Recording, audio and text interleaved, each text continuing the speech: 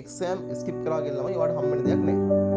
ඔක බලන්න. මතක තියාගන්න ඔයා ප්‍රෙෂර් හයි කරන ළමෙක් නම්, ඔයා සෙකන්ඩ් හයි කරන ළමෙක් නම්මයි අනිවාර්යෙන්ම කවර හේතුව මත වුණත් මේ විදිහ ඔයා හිතන්න දැන් පාඩම් ඔය දන්නවා කම්බයින් මැස්ල කවර් කරලා තියෙන්නේ පාඩම් 3යි මේ වෙද්දි. නැත්නම් ෆිසික්ස් වලට වඩා වෙලා තියෙන්නේ ආන්දෘද්ධය විතරයි.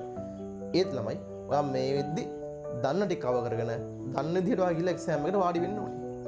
ෆේල් වුණත් නැතත් මං කියන්නේ. එක්සෑම් ස්කිප් කරා කියලා ළමයි ඔයාලට හම්බ වෙන දෙයක් නෑ. ඒතකොට එක්සෑම් එක ස්කිප් කරන්න ඕනේ කවුද? ඔතන කාටවත් එක්සෑම් එක ස්කිප් කරන්න බෑ කියලා ගන්න නැහැ. එහෙම ස්කිප් කරන්න පුළුවන්.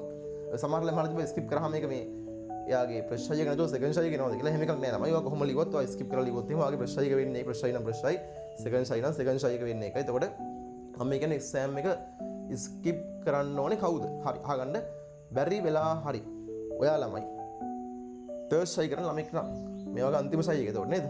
ඒ නිසා මතක තියාගන්න මේකෙදි අනිවාර්යයෙන්ම ඔයා මේ වෙද්දි ඔයාට ඕනේ තැනට යන්න බැරි වුණේ මොනවා හරි සාධාරණ හේතුවක් නිසා නම්. ඒ මෙඩිසින් යන ආසාවෙන් හිටියා. හැබැයි ගම් වතුරාව නෝට් එක ගහන් ගියා. වැඩ කරන්න හම්බුන්නේ නැහැ. ගෙවල් ගහන් ගියා. ඒ වගේ සාධාරණ හේතුවක් නිසා නම් ඕගොල්ලෝ ඇත්තටම මාර පව්. එතකොට ඒ නිසා අනිවාර්යෙන් Tamanට ඊළඟ වතාවේදී මේක මුල ඉඳන් අවුරුද්දක් කරලා අපි දැන් වැඩ පටන් ගන්න ඕනේ. හරිද?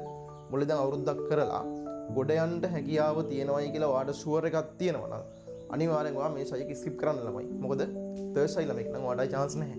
වේවා වගේ හිනට යන්නත් ඕනේ.